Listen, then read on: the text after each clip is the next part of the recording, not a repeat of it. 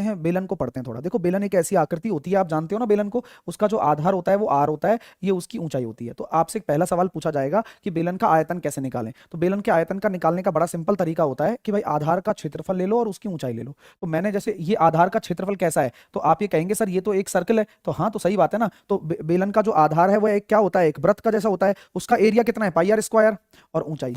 तो आप कभी भी कोई आपसे पूछे कि भाई बेलन का आयतन कैसे याद रखूं, तो आप ये कह दो भाई बेलन एक ऐसी आकृति होती है और जो नीचे का उसका हिस्सा होता है वो एक तरीके से गोला सर्कल होता है, वृत्त होता है, तो वृत्त का क्षेत्रफल पाई आर स्क्वायर इंटू ऊंचाई। ठीक है। अगर आपसे कोई पूछे बेलन का वक्र पृष्ठीय क्षेत्रफल, तो वो होता है आधार का परिमाप इंटू ऊंचाई। तो आधार का परिमाप क्या होगा, तो जो ये वाला हिस्सा है, ये वाला हिस्सा इंटू ऊंचाई। ये वाला हिस्सा कितना है, 2 पाई आर है, और इनटू हाइट। क्लियर है। और मैं आपको देखो एक्सप्लेन भी कर सकता हूं, एक्सप्लेन भी कर सकता हूं। ये मैं जैसे कि मान लो मैंने ये एक शीट ली है और इस शीट को मैंने ऐसे बेलन बना दिया, तो आप लोग देखिए कि इस शीट को अगर मैंने बेलन बना दिया है, जो आपको दिख भी रहा होगा, ऐसा बेलन बना देता हूं, ठीक है। देखो इस शीट को मैंने बेलन बना दिया, देख पा रहे हो आप लोग, इस शीट को मैंने बेलन बना दिया। अब आप यही तो कहोगे ये 2 पाई आर है, 2 पाई आर है, ये 2 पाई आर है, ये 2 पाई आर है, ये भी 2 पाई आर है, और कितनी हाइट तक, एच हाइट तक। तो देखो 2 पाई आर एच, तो केवल केवल मैंने किसकी बात करी है, कर्व सरफेस की। This is called curve surface. ये पूरी जो है ये कर्व सरफेस है, यानी कि वक्र पृष्ठ है, ये वक्र पृष्ठ है। अब आती है टोटल सरफेस की।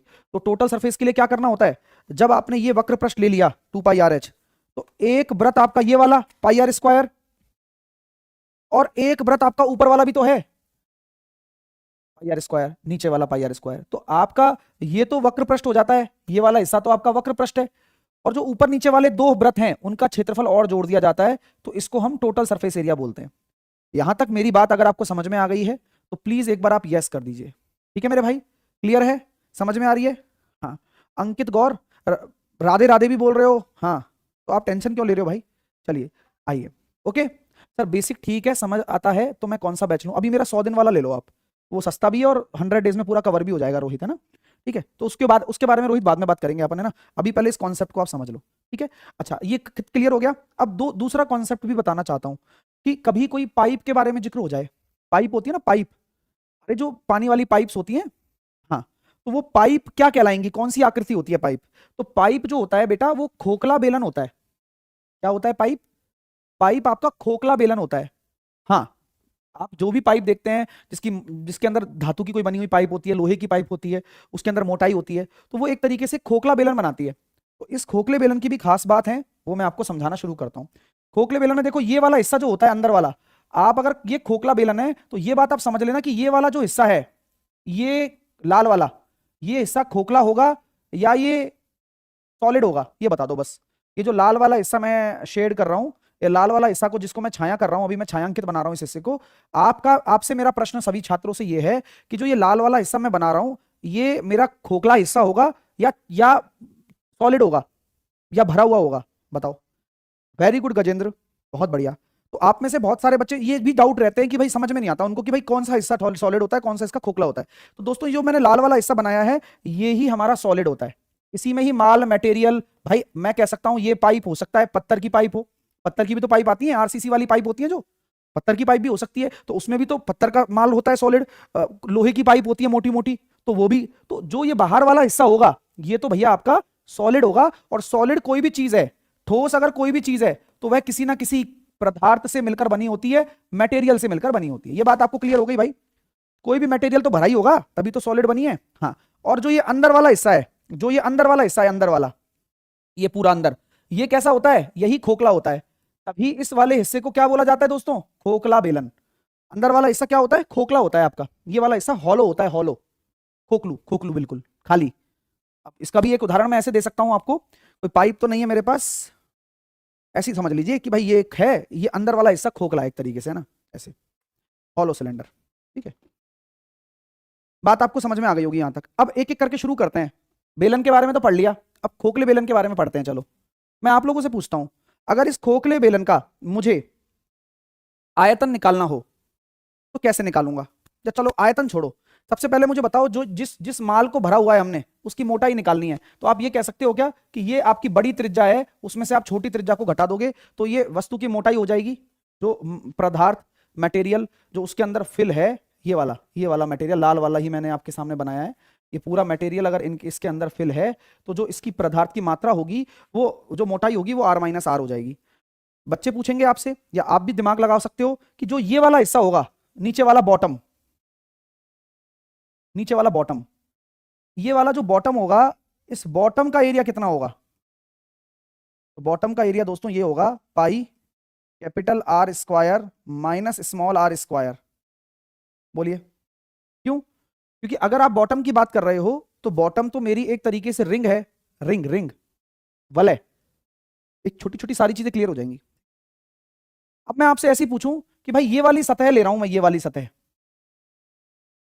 इस वाली सतह का क्षेत्रफल कितना होगा? जब बाहर की सतह ले रहे हो तो बाहर वाली त्रिज्या आ जाती है। अंदर का निकालूं, अंदर का, अंदर वाली सतह का एरिया कितना होगा? अंदर वाली सतह का, तो अंदर वाली त्रिज्या आ जाती है। तो क्वेश्चन पहला बनता है कि इस खोखले बेलन का वक्र पृष्ठीय क्षेत्रफल, तो कुछ नहीं करना, बाहर वाली सतह को जोड़ दो और अंदर वाली सतह को जोड़ दो। क्लियर है भाई? अगर खोखले बेलन का वक्र पृष्ठीय क्षेत्रफल पूछा जाए, हाँ, तो बाहर वाली सतह को जोड़ दो और अंदर वाली सतह को जोड़ दो। डाउट कभी मत करना, कोई भी डाउट हो तो मेरे से पूछ लेना। तो इसका मतलब आप ये कहना चाहते हो सर कि क्षेत्रफल जो निकालेंगे वो जुड़ता है? हाँ, कोई अगर आपसे खोखले बेलन का टोटल कर्व सरफेस एरिया पूछे तो बाहर वाला और अंदर वाला जुड़ जाएगा, कोई दिक्कत? अब आपसे पूछेगा भाई टोटल निकालो, तो टोटल के लिए क्या करोगे? ऐसी एक बलय और ऐसी दूसरी बलय, तो ऐसी दो बलय बन गई, देखो 2 pi r square minus r square, ऐसी दो आ गई, और ये वाला एरिया तो है ही, तो टोटल सरफेस एरिया भी निकल कर आ गया। अब आपसे पूछा जाता है आयतन, तो आप मुझे बताओ कि जो ये आयतन पूछा जाएगा, अब बहुत बढ़िया सवाल पूछूंगा और आप में से 90% बच्चे अगर पढ़ रहे हो ढंग से तो ही जवाब दे पाओगे, वरना नहीं दे पाओगे। देखिए आयतन पूछता हूं, मैंने आपसे 2 सवाल पूछूंगा इसमें। मैं पूछूंगा कि मुझे बताओ वॉल्यूम ऑफ हॉलो सिलेंडर। सभी तो हिंदी इंग्लिश में लिखा है, आपने हिंदी में लिखो ना इसको। मैं बोलूंगा खोखले बेलन का आयतन बताओ मेरे को यार। आप भैया बता दिया ना, मैं मान जाऊंगा कि तुम गजब के स्टूडेंट हो। खोखले बेलन का आयतन, अब जो पढ़ रहा है वही बता सकता है ऐसे सवालों का जवाब। खोखले बेलन का आयतन बताओ क्या होगा? तो मेरे प्यारे प्यारे प्यारे प्यारे दोस्तों, खोखले बेलन का आयतन केवल और केवल 4/3 पाई छोटा आर का, सॉरी सॉरी सॉरी सॉरी, 4/3 कहां से आ गया? खोखले बेलन का आयतन पाई छोटा आर स्क्वायर एच होगा। क्या बात कर रहे हो सर आप? भाई यही बात मैं कर रहा हूं। आप में से कितने बच्चे एग्री करते हैं पहले तो मुझे बता दो।